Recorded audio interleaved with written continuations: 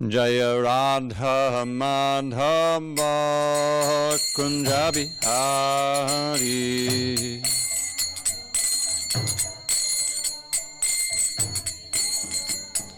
Jaya Radha Madhava Kunja Bihari.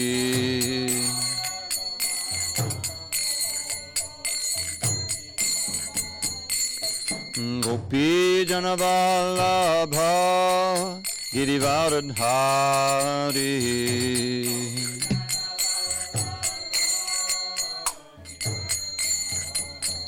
Jai Gopi Janavallabha Girivaradhari.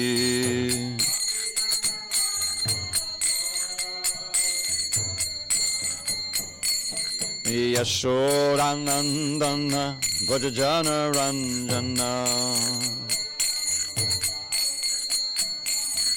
Yashodanandana Vajajana Ranjana. Yamuna Tira Vanachari. Yamuna Tira Vanachari. Jai Radha Madhava Kunja Bihari.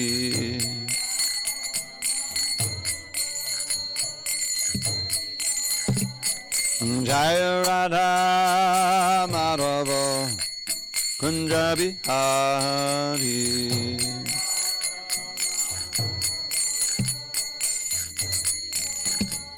Jaya Radha Madhava Kunja Bihari.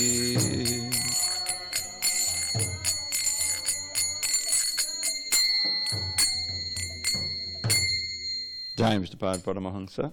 Parivajaka Ashtotar that the Sri Srimad Divine Grace. Srila A.C. Bhaktivedanta Swami Prabhupada Ki Jai. ISKCON BBT Founder Acharya Srila Prabhupada Ki Jai. Jai Om Vishnupad Paramahansa Parivajaka Acharya Ashtotar that the Sri Srimad Divine Grace. Srila Bhakti Siddhanta Saraswati Thakur Ki Jai. Ananda Koti Vaishnavinda Ki Jai. Namacharya Srila Haridas Thakur Ki Jai. Srimad Isopanisad Ki Jai. Samaveda Bhaktivinoda Ki Jai. All glories to the assembled devotees. All glories to the assembled devotees. All glory to the assembled devotees. All glory to Sri Guru and Gauranga. Bhakta Glenn. I wrote that on the board, and in doing so I used my iPad. And in doing my iPad I left it on that shelf. Can you please get it? Thank you. Sorry, but it's too much paraphernalia these days.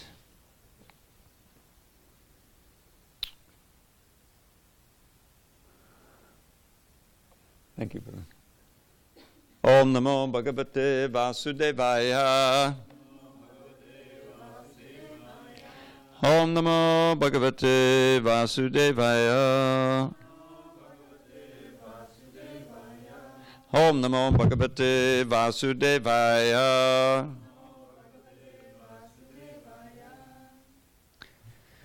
On this 8th day of July 2019 in SanDiego, we're reading from Sri Isopanisad, translation and commentary by His Divine Grace A.C. Bhaktivedanta Swami Prabhupada. And we are beginning Isho Mantra 5 today. We'll take a few days on that.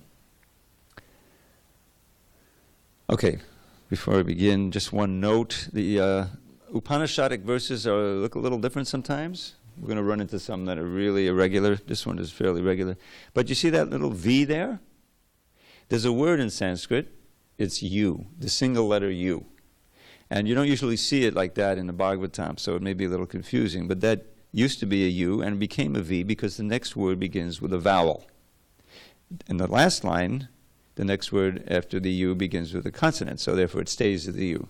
So it's Tad Vantike, and that's Tadu Sarvasyasya Bhayataha. You see that at the end there? Okay. Here we go. Tadejati Tannaijati Tadure tadvantike tadantarasya sarvasya tadu sarvasyasya bhayataha tadejati tannayajati tadure tadvantike tadantarasya sarvasya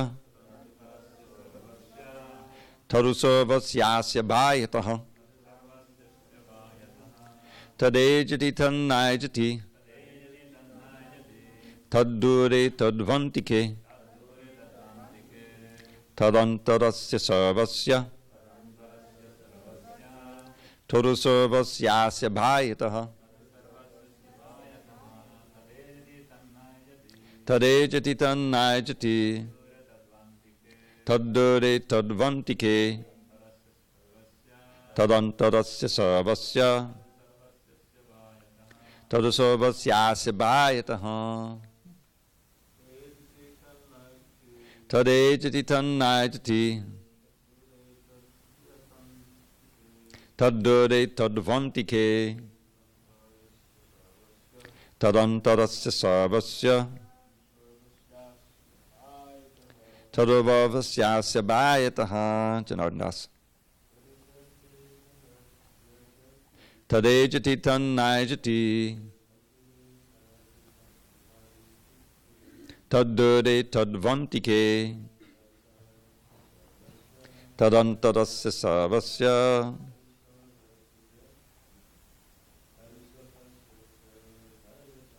tadu sarvasyasya bhayataha. Go ahead. Oh, go ahead, Glenn. Tadejati tannayajati tadure tadvantike tadantarasya sarvasya tadu sarvasyasya bhayataha. Ladies. Tadejati tannayajati tadure tadvantike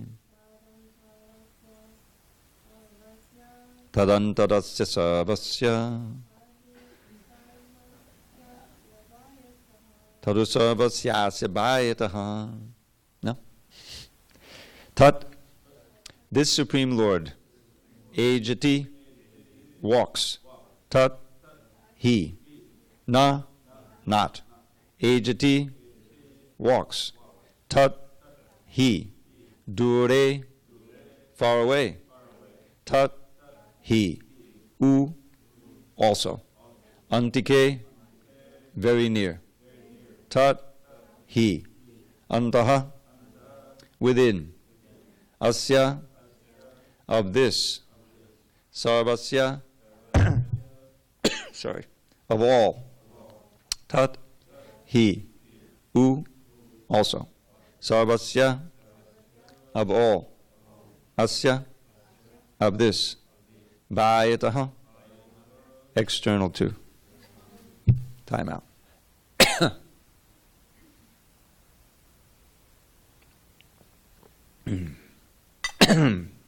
Okay. Translation. The Supreme Lord walks, and he does not walk. He is far away, but he is very near as well. He is within everything, and yet he is outside of everything. Purport. Hope I can go on.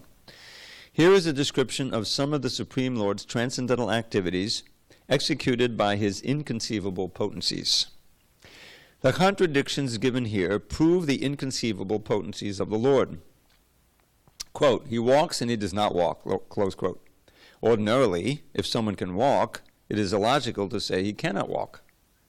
But in reference to God, such a contradiction simply serves to indicate his inconceivable power.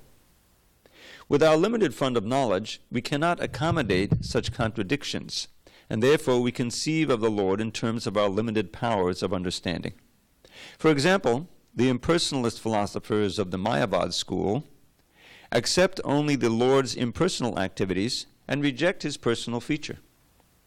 But the members of the Bhagavat school, adopting the perfect conception of the Lord, accept his inconceivable potencies and thus understand that he is both personal and impersonal. The Bhagavats know that without inconceivable potencies, there can be no meaning to the words Supreme Lord. We should not take it for granted that because we cannot see God with our eyes, the Lord has no personal existence. Sri Isopanisad refutes this argument by declaring that the Lord is far away but very near also. The abode of the Lord is beyond the material sky, and we have no means to measure even this material sky. If the material sky extends so far, then what to speak of the spiritual sky, which is altogether beyond it? That the spiritual sky is situated far, far away from the material universe is confirmed in the Bhagavad Gita 15:6. But despite the Lord's being so far away, he can, within less than a second, descend before us with a speed swifter than that of the mind or wind. He can also run so swiftly that no one can surpass him. This has already been described in the previous verse. Yet when the personality of Godhead comes before us, we neglect him. Such foolish negligence is condemned by the Lord in the Bhagavad Gita 9:11, where he says that the foolish deride him, considering him a mortal being. He is not a mortal being, nor does he come before us with a body produced of material nature. There are many so-called scholars who contend that the Lord descends in a body made of matter, just like an ordinary living being. Not knowing his inconceivable power, such foolish men place the Lord on an equal level with ordinary men. Because he is full of inconceivable potencies, God can accept our service through any sort of medium, and he can convert his different potencies according to his own will. Non-believers argue either that the Lord cannot incarnate himself at all, or that if he does, he descends in the form of material energy. These arguments are nullified if we accept the existence of the Lord's inconceivable potencies.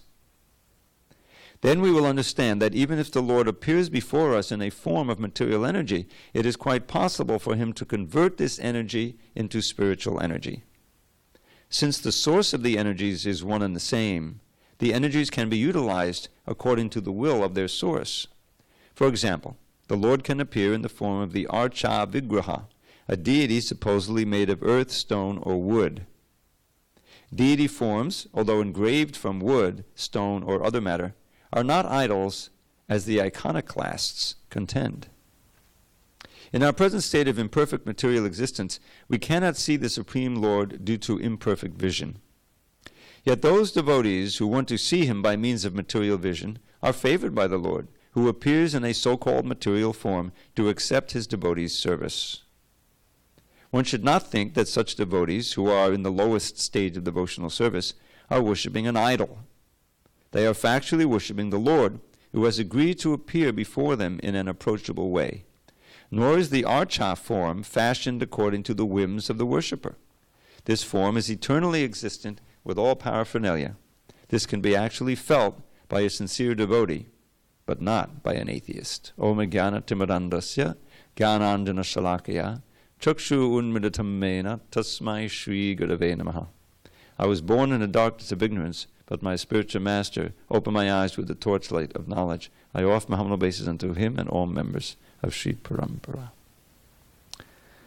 So, the verses we're reading now are describing the inconceivable nature of the Lord. The last verse was, although fixed in his abode, the personality of Godhead is swifter than the mind and can overcome all others running. The powerful demigods cannot approach him, although in one place he controls those who supply the air and rain. He surpasses all in excellence. So this is a central theme in the Gaudiya Vaishnav Siddhanta, and that is that God is inconceivable, and one of the things that is inconceivable about him is his variety of different energies and how he works through them. It's very important to understand this idea of Krishna and his working through his energies, because the whole basis of the Mayavad philosophy is that all the changes that we see taking place here, if God were actually personally involved, then that would mean that he's changing. Because just like when we produce something, or we engage in anything, we change.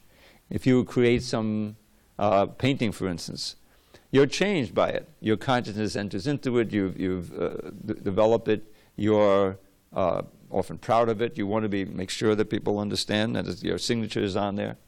So you're attached to it because you've put yourself into it, meaning that you've been transformed by it. But Krishna's not like that. His energies work so perfectly and he's so powerful that he remains aloof and unchanged, even though all these things are going on in the material world. So that's inconceivable. Prabhupada would often quote this other verse from the Upanishads, I think Shvedashtra Upanishad. Ntasya karyam karanam cha vidyate, natat samascha vidikashta drishyate, padasya shakti vibidhaya vishuyate, swabhavati jnanabala kriyacha. So the first proposition is, the Lord has no duties. He doesn't have to perform anything. No one can give him a duty. You have to do this. A duty is always given by a superior power, right? Even if you get married and you feel I have a duty to support the wife and the kids and so forth, that's because you feel the weight of society and hopefully some God, right? It's always supposed to go on in a church or a temple because it's sacred matrimony. And the idea is to instill in you the sense of responsibility that you have a responsibility to maintain the children and keep everything going. So, or you get drafted into the army, or you join the army, then you have a duty to follow the instructions, go into battle, sometimes lose your life. So, but Krishna never has that sense of duty that's imposed from above. He's the lawmaker. We're talking about law, dharma. When you talk about dharma, it means, oh, now I have the duty to do this, even though I know I don't really spontaneously want to do it, but it's my duty to do it. Therefore, I'll do it. See, this is what dharma entails generally. So, but Krishna is the enunciator and enforcer of dharma. Dharmam tu sakshat bhagavat pranitam. This is spoken by Yamaraj, who's also known as Dharmaraj, so he should know. This was in the Jamil section. This is a whole pastime in the 6th canto that we'll get to eventually. And it describes the great power of the holy name, inconceivable, another inconceivable thing. This whole movement is built on the inconceivable power of the holy name. How is it that just chanting this name is so transformative? How is it that God is fully present in his name? That's inconceivable to me. I don't know if I'll ever understand that. But yet, the idea is that by associating with this sound, we can feel a transformation in our consciousness. There's no question that there's a power to it. So so this verse goes on, Parasya Shakti Vibhadhaiva Shuyate. We learn from the Shrutis, it is understood, Shuyate, that Parasya Shakti Vibhadhaiva, that the Supreme Absolute Truth has a variety of transcendental energies, inconceivable energies. Parasya Shakti means energy, Shakti, transcendent. And how do they work? Swabhavati jnana bala kriyacha. That by nature, without any strain on his part, jnana bala kriya. If you think about it, these energies we also manifest to a small, minute degree. Knowledge and strength and will. So by nature, everything is going on in the material and spiritual worlds just by his energies. He doesn't have to think and make an effort and so forth. He just wills it and it all happens. What is it? Satya Sankalpa, I think. His will means fact. This is what God, no one else can say that. So that's what's described in here. And this is, again, it's almost like this Buddhist koan thing, It's meant to expand your consciousness, the famous one-hand clapping thing, whatever. But it means a certain self-contradictory statement that is meant to kind of blow your mind a little bit and say, well, to move the boundaries up to what you see as possible and real. So he begins, Tadejiti Tanayajiti. It's a direct contradiction. He walks, but he doesn't walk. He's far away, but he's near as well. Right? This is from the verse. He's outside, but he's also inside. Antarbhaya. We sing every morning about Nrsingadev, isn't it? He's everywhere. Yato, wherever I look, there's Nrsingadev. He's outside, he's inside. So since he's so close and he's everywhere, we really want to be on his good side, right? Nrsingadev. We don't want to anger Nrsingadev because he'll get you wherever you want. The point is that Krishna's anger, why was, he's like Nrsingadev in his angry form. Of course, he also has a Komala Nrsinga. But generally you see him, he's ripping apart Hiranyakashipu and he's furious. If you read the Bhagavatam, you'll see that he wasn't quieting down. Even after Hiranyakashipu was dead and gone, he was still furious. He killed all his henchmen, his blood is dripping everywhere. I remember when I was in Brooklyn, so many devotees, and you hardly, what does the name mean? Who knows what it means? There's one devotee, no one knew what his name meant, Usually you can tell, Govinda Vallabha or something like that. This devotee's name was Antar Mali. And we just knew him as Antar Mali. We didn't know what it meant, Antar in this context means innards. And Mali means a garland. You see that we don't put this picture up so much in public. There's a wonderful picture of painting of Nrsingadev ripping apart the body of Hiranyakashipu on his lap. And he's got this garland of intestines. That's Antar. That's your innards, Pretty horrific. But that's how angry he was with Hiranyakashipu. Of course, he blessed him also. He went on to his next destination. Eventually he went back where he started, Jai and Vijay. That's amazing. But the idea is that Nrsingadev personifies the fury that Krishna feels when his devotees, pure devotees especially, are persecuted. And therefore devotees pray Nrsingadev for protection. There's one fellow I'm going to visit in a few days, his wonderful devotee in Toronto. His name is Ananda Gauranga. And whenever we get in the cars, he lives about a half an hour from the temple, so I stay with him. We have to get to Mangalarti. So he chants the Shringa mantras, for protection on the road, Which is one way of doing it. So they'll protect you. So Krishna is as sweet as honey, right? Gentle and sweet, in his Vrindavan Leela with all his friends and everything. And of course he gets angry at the demons, but not like Nrsingadev. He doesn't show that. But so he has both of these sides to him. And what is he? Tadejati tanajati. What does it mean? Well, he walks. Well, that's pretty obvious. But what does it mean he doesn't walk? Well, he sits in your heart. He's not going anywhere, right? He's not walking. And he also is in Vaikuntha. So he doesn't need to go anywhere, so he doesn't walk. But at the same time, in his pastimes, in order to engage in the rasa of walking, he'll run out into the forest with his friends, right? Just like there's no need, as it says in the Bhagavatam, natad basiyate suryo nachashanko napavakaha. In that spiritual world, there's no need for the sun and the moon, right? Or electricity or fire, because everything's self-illuminated. But how do you have in Goloka Vrindavan? How are you going to have a rasa dance unless the moon comes up? Beautiful moon. You see what I'm saying? So he arranges that there's still a moon. And a sunrise has to come, so to go milk the cows and go out. You see what I'm saying? So there's no moon, no need for a moon, but yet the moon comes for the Leela. So that's Krishna. He does contradictory things. He's certainly far away. He's in Goloka Vrindavan, beyond the reach of the material energy. So every universe, it's called the Brahmanda.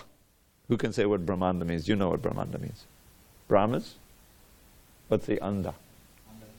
An egg. It's like an egg. Why is it like an egg? Because there's an open space in the middle where there's this liquid half filled with the water of the Garbha ocean. When when the manifestation takes place, we have the picture over there. Mahavishnu is breathing out. Prabhupada says you can just imagine the caliber of Mahavishnu. All of the universes are coming out of his pores, right? And then they're expanding into these spheres. Well, then what happens? Well, then he enters into each one, and as another Vishnu form, he's expanding, but he has no place to lie. Mahavishnu is lying on the causal ocean. So this Udaka, Garbhodaka, Karanodaka, Udaka means an ocean. So what does Garbha means? Actually means fetus. So fetus lying, where's the ocean? He makes an ocean. with the perspiration. Fills up half of the universe, and he lies there on an antasheshan. He's lying on the bed, you know. So the universe itself is covered by layers of the material energy. So you have this space in the middle where all the planets manifest. You know, it's 14 different levels of planets. And then you have a layer of Earth. Now, it's said that this universe is 4 billion million miles wide, and that each of the layers is 10 times bigger than, first of all, than the width of the universe, so that's 40 billion. And then Earth, water. Then you have a water layer, which is 400 billion, and you go on 4,000. So you got a lot of layer, and then just a little space, comparatively speaking. So that's said to be like an egg, you see. So then you have to get through all of that to get into the Brahma Jyoti, and then you have to keep traveling for who knows how long to get to the actual Vaikuntha planets. And on top of all the Vaikuntha planets is Goloka. So that's where Krishna is. Goloka eva nivasati. It says right in the Brahma Samhita. Brahma should know. So he's meditating. Goloka eva nivasati akilatma bhuto. But at the same time, he's in everyone's heart as the super soul. So he's far away, dure, and andike, in that way. And anta and bayata, so within and without.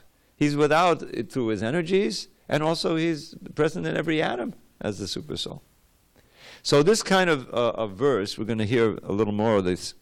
This is meant, just like the very first verse, the invocation. That was also a mind blower. I mean, it's like Om Purnamadak Purnamidam, that the Supreme Lord is complete. But he also manifests all these complete units, like these universes. They're complete. Everything is there for the sustenance of the living entities who are going to occupy it for some time. But even though he manifests all that, he remains the complete balance. He doesn't lose anything because he's doing it through his energies and expansions. There's two things. One is the different energies, and one is the plenary expansions, such as all these Vishnus that we're describing. These are called Purusha avatars. They're avatars because they descend from the Vaikuntha, right? But they're Purusha. They're equivalent to the Supreme Purusha, the Supreme Person. Mahavishnu is no less than Krishna, but he doesn't manifest all of the energies in the Leela that Krishna has. He has that one pastime of sleeping and then waking up and glancing, injecting all the living entities and manifesting the universes. That's what he does. You know? But he's still God. So that's the idea here. And now Prabhupada, if you see this Isopanisad from the very introduction, there was a theme there. And the theme is that we can't understand these things with our present senses and mind. We have to give up that means of knowing. That's a big thing, because it means you have to accept that to understand the transcendence, you need a source of knowledge that is a paurusheya. Balaram, what is a paurusheya? Superhuman, exactly. Beyond the limitations of the mind and senses. That's a very important point, because the scientists and the whole school of thought that's based on that science, they don't think anything is beyond that. They don't think they can get any reliable knowledge of anything beyond their senses. We have to simply just keep pushing back the barrier of what we know, what we think we know, and that's all that we can know. But then you're limited. You're inevitably limited by your senses, your mind, your thought. That's why these verses are meant to expand that. You know, and all of the Vedic literature does that. So that's the theme here. If you want to know these things as they are, you have to find a source of superhuman knowledge. And that source is the Isopanisad, the Vedic literatures, as given to us through a transparent medium that's not distorting it. The Bhagavad Gita, as Prabhupada pointed out in his own preface to his Bhagavad Gita as it is, has been present in English translation for hundreds of years. The English, occupied India. The British Raj, from the 1700s they were there. And as any society, some of the Indians who came, the British who came in touch with it, they were interested in the culture. They learned Sanskrit. I've got on my this is another thing I can give you if you're interested. A PDF of the whole Monier-Williams dictionary. Monier-Williams was a British guy who studied Sanskrit, and he created a dictionary which is often used by our scholars to produce these books. I mean, after Prabhupada, he didn't use that one, he used a different one. Apte, that's not a Sanskrit name either, but he was probably another English guy. In other words, if you're going to get Sanskrit English, then it's good to have someone who's expert in English. And that's the British at that time. So, but they didn't. But they were bound up. You know, they very rare that they accepted the Vedas as genuine source of knowledge. They saw it as mythology, generally speaking, almost always. So that was what Prabhupada came to give. That was the big barrier that everyone has, even India and here too, because the scientific exploitative mood is pervading everywhere now. So he came to America at just a time. I mean, Krishna arranged it. I'm convinced that because he came at that time, just when people were dropping acid, and you know, a lot of the sense of what was real and what was important was up for grabs. There was the whole surge of, I was around at that time. Everyone was questioning. The war had taken place. You know, this was post-war. This is early 60s, and the 50s, and there was a tremendous questioning about religion at all. Can there really be a God who allowed these things? But there was just a dissatisfaction with this ordinary material affairs. So the drug culture happened. Now, a lot of people got injured by that. They never came back. They were damaged, But still, there was a certain ferment of questioning and investigation. There was a lot of philosophy going on. You read about the earliest devotees. They were all into philosophy, reading different philosophers and things and dropping acid at the same time and then questioning, Without Prabhupada coming, it would have just been a lot of hot air. They wouldn't have gotten anywhere. But when he came and gave them, the chanting, the process. In other words, to come and then have an audience who's ready to try something so alien, foreign, chanting the name, all this stuff, that was the key. And the audience wasn't just dabblers. Some of them were very serious, and they became the first devotees. And they formed the bridge where they could talk to others of the same culture and establish it, and it grew like that, and that was the seed was planted. So, but here we have, the substance of what Prabhupada was giving in all the books. So let's go through, so he says the contradiction, and this is just one of many verses you'll find in, especially the Upanishads. He walks, he doesn't walk. In reference to God, it serves to indicate his inconceivable power. The idea is that somehow it's true. Somehow it's true. I don't know how, but I'm going to reserve judgment and go with the process. That has to be there. Otherwise, he says, are you kidding me? That's just obviously myth. And I'm not going to pursue it any further. I've got work to do. You know what I mean? But there's some who say, well, wait a minute. That sounds pretty far out. But look, this culture is here. It's attractive. These people have something that I don't have, which is a certain amount of joy de vivre, or whatever it is, nice prasadam, something that makes you intrigued about the whole thing, and you're willing to investigate the philosophy and engage in the practice, and then things go from there. So Prabhupada constantly talks the limited fund of knowledge. We can't see the contradictions. It goes into the Mayavad, especially in the early books, because they are, they go halfway. They understand that this world is illusory. In other words, that the basic principle of this world is that you can dominate it and enjoy it and be happy here is obviously illusory. But they're unwilling, because of envy, to come to the point that there's a person behind all of this. They see personhood as itself the source of the pain. Because what do you know about personhood? Well, that's me. I got these senses, and so we're all persons. I don't see any other persons. So they're equating personhood with this physical body and the mental body, which of course is the source of misery. So they traditionally, this famous saying, they throw out the baby with the bathwater. Yes, the material body has to be transcended ultimately, but that's not the only kind of personality that exists. There is also spiritual personality, spiritual activity, spiritual senses and mind and everything else. And that's what the Bhagavatam is telling us. That's why the Mayavadis kind of shy away from the Bhagavatam, because at every turn, it's telling you about the Supreme Personality of Godhead, Bhagavan. You remember I think I shared with you the 10 principles that Lord Chaitanya spoke, the Dasha Mula. Dasha means 10, Mula means roots. So this is key. If you can believe those, then you have a firm foundation in Vaishnava philosophy, Gaudiya Vaishnava. So Amnaya is the revealed scriptures and those who know it and live it and teach it, the acharyas. That's Amnaya. So he says, in order to get this knowledge, you have to go to the Amnaya. You can't rely on your own senses or books and things which are written on the basis of material sense gratification or the ascending process of knowledge, which is the scientific method. It has it's used all the time, it's very important, but it's not adequate to find out these transcendental truths.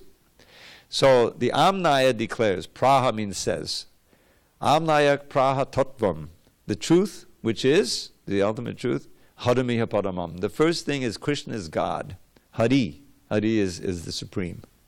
That's the basis of this whole movement. Why would we say Society for Krishna Consciousness?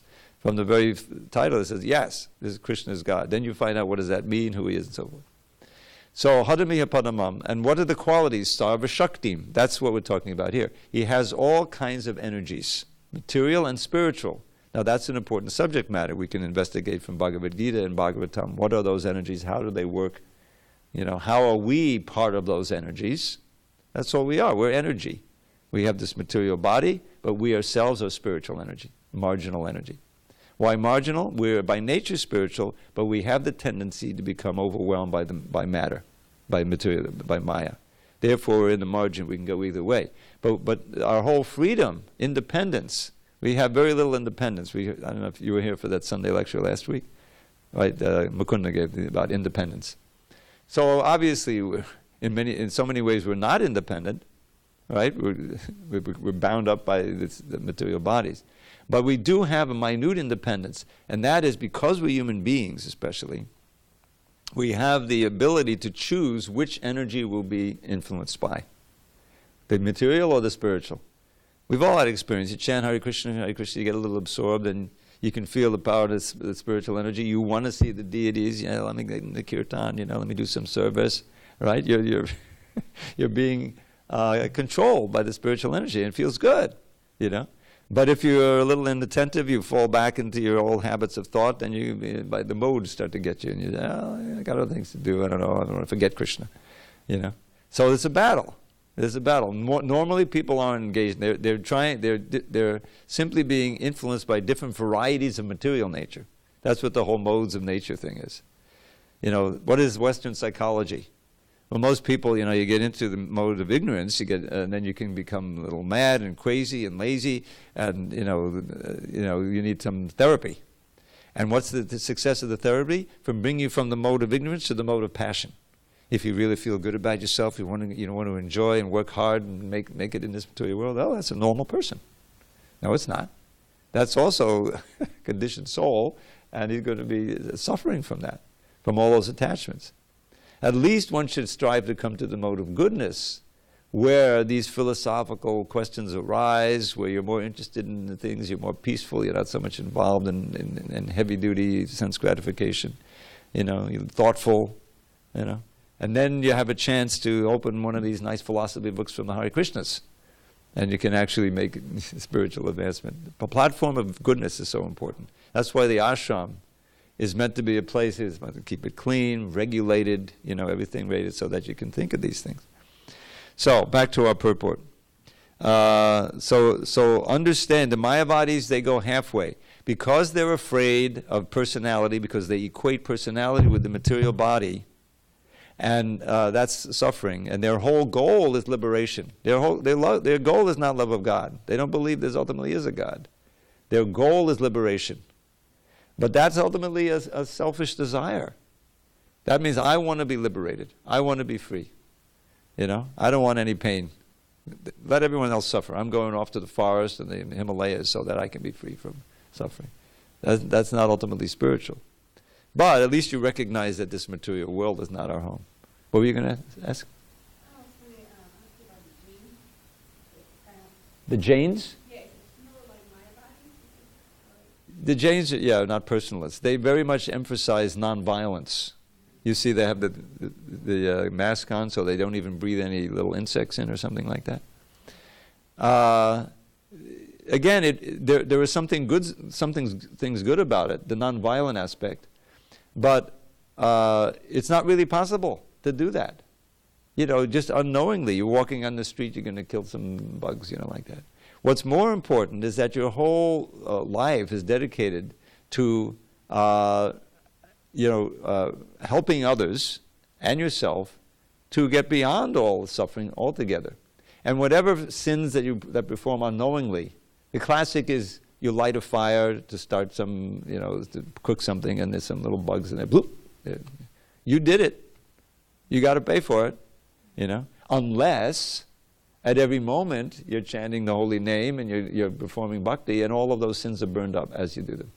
That's right there in the Gita. That's a basic principle. Is that by this process we're eliminating lifetimes of karma that we don't even know we have, but which are influencing us if we don't do anything. So that goes by daily. We shouldn't do any violence knowingly at all. Some bug comes in here, we always try to get him out, save him. Don't step on him. I know it's auspicious if he gets killed by the bug, but better that he but inevitably, you hurt some living beings. So, but that's all forgiven if your life is dedicated. There's no that. So that's the real thing. The Jains, I don't know much about their philosophy, but I know that they're totally into this nonviolence thing, and that, that's not sufficient. That's an aspect of a lifestyle that's important. But to positively be doing good for others by giving them knowledge and giving them the means to realize the knowledge of the absolute truth, that's the best welfare work that there can possibly be. Okay, going on, we're almost out of time. Prabhupada quotes here 15:6, I think that's Natad Bhasyate, yeah, that's the one I quoted about the spiritual world. There's no light of the sun there's no need for the moon, and yet we find, Krishna makes the suns because to facilitate the Leela. Once going there, you don't come back, which is nice to know. Then he quotes Bhagavad Gita 9:11, those who deride the Lord, Abhajananti mam udha manushim tanamashratam, that he's saying there that this whole material energy is working under my supervision. Maya jakshena prakriti suyate sacharacharam. That's why things are going on. Nature does not work independently.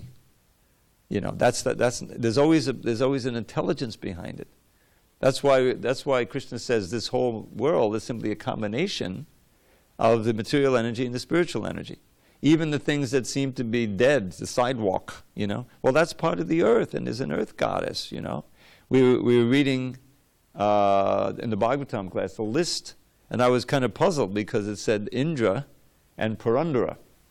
You remember that? Purandara, was it? No, Parjanya. Parjanya is the god in charge of the rain. This is in the Bhagavatam class. And I thought, Indra's in charge of the rain. I said, what, do we got some redundancy here? It can't be redundancy. So I did some research. So they said sometimes Parjanya is identified with Indra. But it also says that the rain itself is like a kind of a person, So the point is that there's gods and goddesses for everything we do behind. There's always an intelligence behind it. Just the opposite of what they say in the university is that intelligent design, you must be one of those creationists. Are you crazy? We know that things just arise from the primordial soup where there's no living, and then the simple organisms become, and then billions of years later they come together and gradually it doesn't work that way. That's crazy. I remember Sadhaputta Prabhu, if you read, we have this magazine, maybe you're not familiar with, called Origins magazine. It was really not a magazine, it was a big pamphlet that was put together, and we redid it a few years ago. Because Prabhupada's always talking about origins. When you talk about Darwin, he talks about the origin of life. That they think life comes from matter, but no, life doesn't come. Life comes from life. So these little paramecia, You learn about those in grade school, don't you? Little one-cell organisms, simple one-cell organisms. But Sadhuputta, now they know within those little one-cell organisms, there's so much complicated organelles and things. It's more complicated than New York City. There is no such thing as a simple one-celled organism. Wherever you find life, there is complexity. And there is inconceivable stuff going on so that living entity can go through, can live out his life in there. So the point is that there's intelligence in every step. Otherwise, why does it say that the supersoul is all-pervading? Every atom has the supersoul, the supreme intelligence. So that's inconceivable. But that's how material energy goes on. It doesn't do it automatically, just like your car doesn't run automatically. Somebody thought about it, planned it out so that the engine will do that. When you turn that little thing and it runs, there's intelligence everywhere, right? And if something goes wrong, you have to go to a mechanic, a living being who can look at it, analyze it, figure it out, fix it, put something up, put some part in that was created by some intelligent beings. So this idea that there's some kind of impersonal reality, that there's no God, is the main disease even in the West. Religion is now decreasing because people are so involved in technology. Okay, it's getting late. Just one other point that Prabhupada made about how Krishna can manifest through his energies. The most important for us is the sound. That's an energy. That's one of the material energies. But Krishna, through the sound, through his holy name especially, can be present in full. Now that's inconceivable. But we can take advantage of that if we have faith in it and chant the holy name, associate with God through that and become purified. And the more obvious, another obvious one is the deity form. There's, an idol made of stone, but we know it's not an idol because it's not made out of imagination of the artist, but it's made according to the Shastra and worshipped with love and devotion, and installed with mantras, this whole kind of thing. And so Krishna, why do people trek, so many miles? They come mostly to see the deity, take a little prasad, sometimes to hear a class and the holy name. Because I want to go see Krishna. I don't want to go see a statue. I want to go see Krishna. So he can relate. Sometimes they talk. There's wonderful stories. The deity walks sometimes. He walked hundreds of miles. We'll tell that story one time. Shakshi Gopal, right, in India. This morning, I'm going to tell this story, then I'll end. Bhaddi Naraya Maharaj, he always likes to tell the stories, I had heard this many years ago, but forgot it. Philadelphia. I spent some time in Philadelphia. And their main deities are Jagannath deities. No, I was actually here. I was right. I think the story was about the deities here. Yeah, he said this Subhadra, we read, Subhadra's in the middle, right? That's not the original Subhadra. So he told this story, which is an interesting story. There's a whole book of stories about Jagannath in Mayapur, walking in the fields. Anyway, this is the whole thing. So the deities were being worshipped, the devotees and going on. And one day they opened the curtains. Oh my God, there's no Subhadra. There's just a pile of ashes there. And how did it happen? They think, well, maybe it's because they leave these ghee lamps all night or candles, maybe something. But those ghee lamps were like several feet away. There was no sign that happened. And the other thing that was amazing is that, have you ever heard of these self-immolation things? Where anyone can happen. I remember reading a book with some person living in a trailer camp, and instead of the lady who was living there, it was just like this black spot. The whole thing had burned. Her body had burned, but hadn't started a fire in the trailer. In other words, other things that were flammable nearby didn't catch fire because the fire was all internal. It was cold. It happens sometimes. And the only way that I can think it happens is like sati. There's a pastime where Shiva's wife self-immolated through yogic power by manipulating the prana and everything. It's a certain yogic power, and she burned up. So I said, somehow or other, by accident, that combination of air sort of, clicked, and suddenly it ignited a fire. It happens materially, but this was a little different thing. So, but it was a similar in that it was completely burned. All the clothes were burned, but it didn't catch fire. Just like you see, they're overlapped. You say, well, if there's some Subhadra burns, then they'll all burn. But they were untouched. There was not the slightest thing. So they found out that one of the pujaris who was worshipping Jagannath, man, he was going out at night and having some illicit sex, repeatedly like that. And so the way Bhadranath says, well, finally she just had it, Subhadra says, and she said, I'm leaving, So everyone was all, somehow or other he confessed, because he was also someone of a devotee, and said, oh, maybe it's because what I did. And so they dismissed him, But that was just, these are not, pieces of wood here. These are actually living deities. And they can relate to you and show blessings and ultimately speak to you and everything. So that's why Krishna can appear through his material energy. He can turn matter into spirit and spirit into matter. And in fact, our own body, which is after all material, can become spiritualized by always engaging it in Krishna's service. The example, and I'll end here with the piece of iron, it's like an iron rod. You put it into a fire and it gets red hot eventually, and it acts like fire. So similarly, our bodies and minds can become fired up, with spiritual full of energy by always engaging them in relation to Krishna, thinking of Krishna, serving Krishna, seeing him. And everything. Balaram, you had something?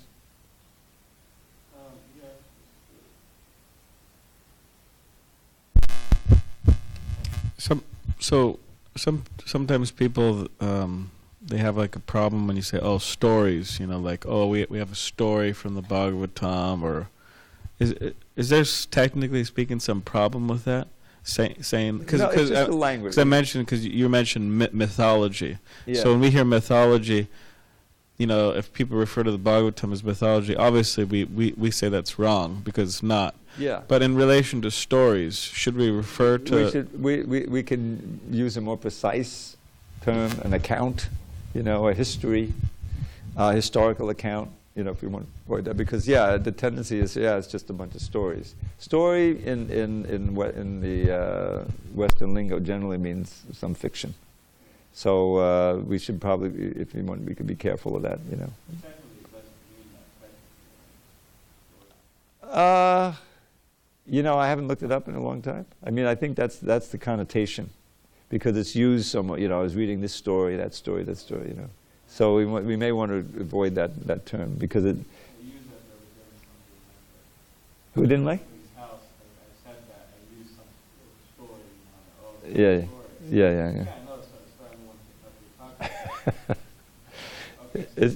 An historical account. Yeah, probably. I listened to so many lectures, and he would say, we have the story of John, but it's no story. He would catch himself with it's not a story. It's factual historical account. Yes, Prabhu.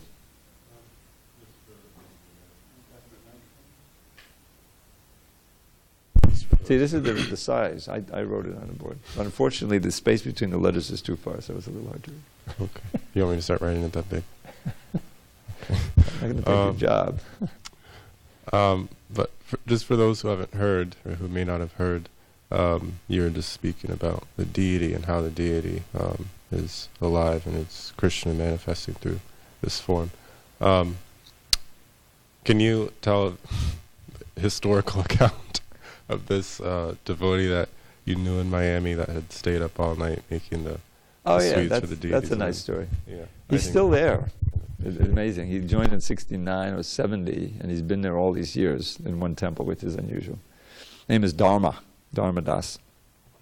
I lived with him in Miami for 6 years. So he's known to be very dutiful, and that's why he stayed so long. So he was cooking the daily sweets, or some of the daily sweets, which in those days we had something called pera, which you may not know about, which is very nice, tasty, and of course the burfi they had sweet rice, and of course sandesh. So there's a series of sweets, more than we do here generally, on a daily basis. So then one time, some of the other devotees who were also cooking couldn't do it, and he had all the sweets to make, for the morning offering. So that meant he had to stay up all night. He started who knows when, 10 o'clock at night. So he finished just in time. So of course he got to bring all the sweets in on the altar, you know. So he walked in, and, you know, he's offering the sweets, and then he looks up at the deities, and he's shocked because they look like they're smiling from ear to ear, you know, much more than normal, you know. And he just explained it. He said, "Well, this was my prize. This was my reciprocation." He really felt the reciprocation of the deities. And you know, I mean, I've had experiences like that, not so dramatic, but usually it happens when it's like a festival or something comes on. You just have to work from morning to night, you know, to get things done. And then, in other words, you go beyond the call of duty, so to speak. And then the next day, you know, the kirtan, the holy name is sweeter, the deities, you know, reciprocating and smiling more. So that's because you change, your consciousness changes, but at the same time, Krishna is reciprocating. So it happens that way. And, you know, conversely, if you do some nonsense, then you feel, here's another pastime. This was in LA in the 70s. I was there, and one devotee, I'd worked with him on Back to Guided magazine, but then he had some trouble in his devotional life, and he started to have doubts and so forth. So I remember seeing him. The temple used to be packed. You know, we had 150 devotees there at that time, at least, and they all came to Bangalarti. So he was standing right in front of the deities. Rukmini Dwarkadish, I think. You've been to LA? Yeah, you know, beautiful, very present, you know. And so, you know, I was behind him a couple feet. And I was looking at him, and he couldn't look at those deities. He was looking from the side to side to side. I was very conscious of him, unable to look at the deities. Because then, you know, when you look at the deities, you kind of have to face yourself. You know, you're facing your relationship with the deities, you know what nonsense you did. Okay, I did this pretty good, Krishna, what about that? You know, I don't know, okay, I'll try to do better. It's a whole thing, you know. And he was having real trouble because he'd performed some offenses. So it's, devotees definitely have a relationship with these deities. And the long-time pujaris, you know, they become very close to the deities. The devotee in Mayapur, the devotees in Mayapur, Pankajangri, and what's the other one? Jananivas. They've been there since the 70s, 45 years. They've been taking care of these deities. And now they've had those large ones since 2004, you know, and they're very advanced. Because after all, in the final analysis, ultimately we want to go to the spiritual world, and we want to become, you know, aids to Krishna. We make the sandalwood pulp, you know, and do whatever, like, you know, that's the ultimate thing we're meant to do. So they're training for going back to God, become very advanced. They generally you'll find pujaris, they stay, you know, they stay because it's a regular service, and, you know, it's so much, they can get so much out of it. So a lot of times you'll find pujaris, oh, they've been there 25 years, 30 years, 40 years, you know. Hare Krishna. All glory to Srila Prabhupada. Hare Om.